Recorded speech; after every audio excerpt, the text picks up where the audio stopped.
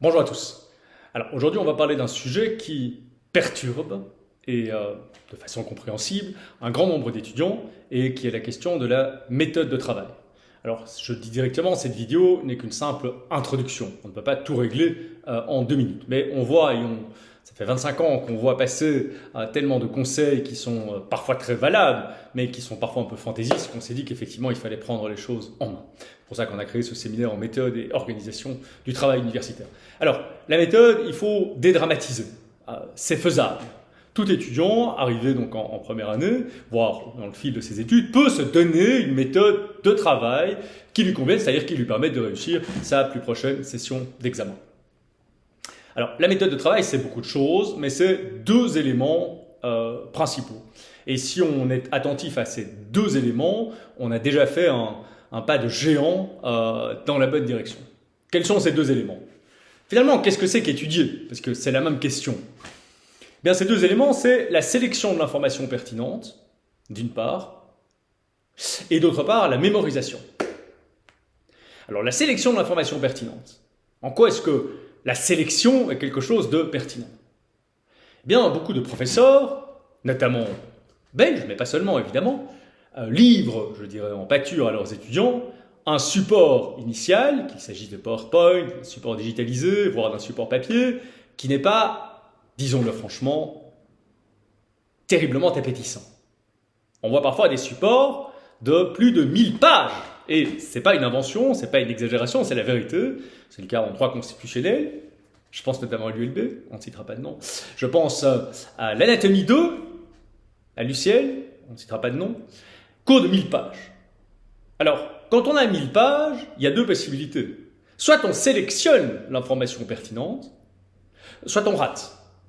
Parce que aucun être humain, sauf si on va chercher dans vous savez, la courbe de Gauss à l'extrême, les ceux qui ont un esprit vraiment très spécial, genre l'ancien champion d'échecs Bobby Fischer, qui pouvait retenir une masse, des milliards d'informations quasiment en première lecture. Bon, c'est des cas dont il ne faut pas se préoccuper ici. On ne peut pas retenir l'intégralité des 1000 pages, c'est-à-dire des phrases entières, ou des coupes entières, pour parler du cours d'anatomie que je mentionne, mais c'est évidemment vrai pour toutes les matières en général. Donc il faut sélectionner. Cette sélection, elle est fondamentale. Il faut le comprendre et il faut l'accepter. Parce qu'on a des étudiants qui sont tellement stressés et qui se disent « je ne vais quand même pas, moi, étudiant de première année, sélectionner, donc supprimer des choses du prof, alors que lui sait, et moi je ne sais rien. » C'est pas du tout comme ça. Ce qu'on vous demande de retenir, évidemment, ce sont des informations. Ce ne sont pas des mots. Et donc quand on a une page avec 1000 mots, eh bien, il ne faut pas retenir les 1000 mots. Il s'agira de comprendre et donc de descendre, c'est ça le point fondamental, de descendre dans la matière, de la comprendre, de commencer à vous l'approprier suffisamment pour déterminer ce qui, dans ces mots, contient de l'information pertinente ou n'en contient pas. Tout ce qui est introductif, tout ce qui est redondant, tout ce qui est répétition. Quand il y a 7 exemples, faut-il vraiment retenir, etc., etc., etc. Donc la sélection, elle est importante. Alors il y a des études qui ont été faites sur des grandes cohortes d'étudiants, que ce soit à Oxford ou Harvard, et on arrive, attention c'est une moyenne, et ça dépend du support initial, ça dépend du prof, ça dépend de beaucoup de choses, on arrive à 40% de mots à sélectionner pour retenir 100% de l'information pertinente. Et donc c'est énorme. Ça veut dire que sur un support de départ de 1000 pages, si vous sélectionnez l'information de manière pertinente, vous arrivez finalement à devoir étudier après 400 pages, 1400. Donc c'est une étape fondamentale. Et trop d'étudiants passent cette étape, ne font rien en termes de sélection, ou alors le font mais changent de méthode à chaque cours. Non, il faut essayer de se donner une approche qui soit homogène, cohérente et que vous puissiez répliquer pour chacun de vos cours.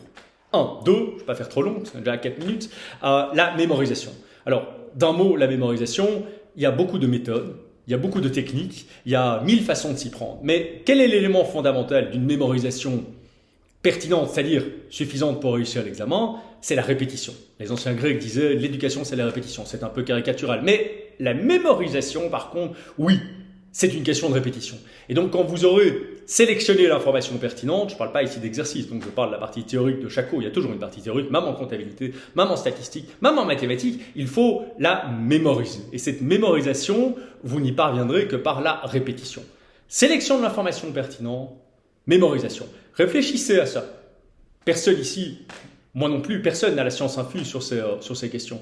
Donc il s'agira ici de vous donner des conseils que vous allez vous approprier avec votre esprit, avec votre approche, votre personnalité, avec votre génie personnel. Donc voilà, réfléchissez à ces deux éléments. Sélection de l'information pertinente, mémorisation. À bientôt.